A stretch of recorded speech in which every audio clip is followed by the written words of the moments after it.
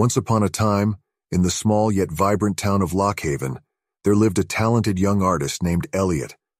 Eliot was known across the town for his unique style of painting, which was full of life and emotion.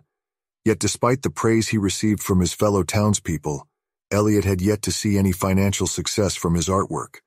In the heart of Lockhaven was an art gallery, owned by a gruff yet kind-hearted man named Mr. Harold.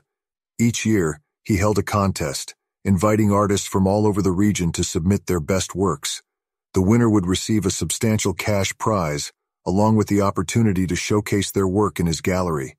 For years, Eliot had been trying his luck in this contest. He spent countless hours in his small attic studio, creating painting after painting, but always fell short of the first prize. The last time he entered, his work was appreciated, but it was still not enough to clinch the top spot. Eliot was beginning to lose hope. "I've tried year after year, poured my heart and soul into every painting, but I never win," he confided in his dear friend and confidant Amelia. "Maybe I'm just not cut out for this. Maybe it's time I gave up and looked for something else." Amelia, a wise and caring woman, looked at Eliot thoughtfully. "Eliot," she began, "do you remember the story of the diamond miner?" Eliot looked puzzled. "No, I don't believe I do." Amelia began, "Once there was a man who heard about the diamond rush. Eager to find his fortune, he bought all the necessary equipment and set out to dig. He toiled day and night for years, but never found a single diamond. Dejected and broke, he finally gave up and sold his equipment to another miner. That second miner, on his first day of digging, found a massive diamond just a few feet away from where the first miner had stopped digging. If only the first miner had held on and continued for just a little bit longer, the diamonds would have been his."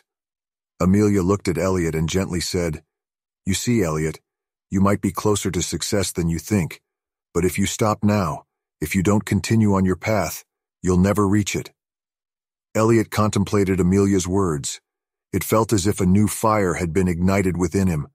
He thanked Amelia for her wise words and made a promise to himself not to give up, no matter how hard the journey seemed.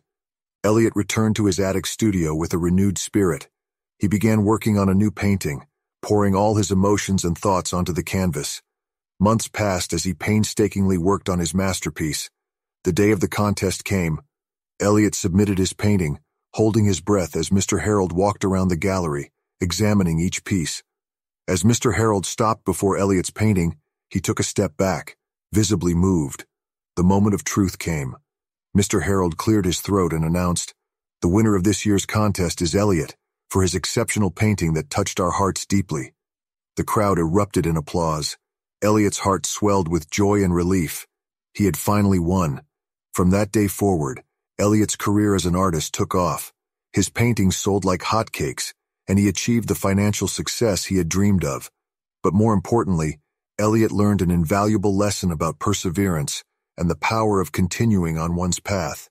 He realized that success was always just around the corner, waiting for him to reach it.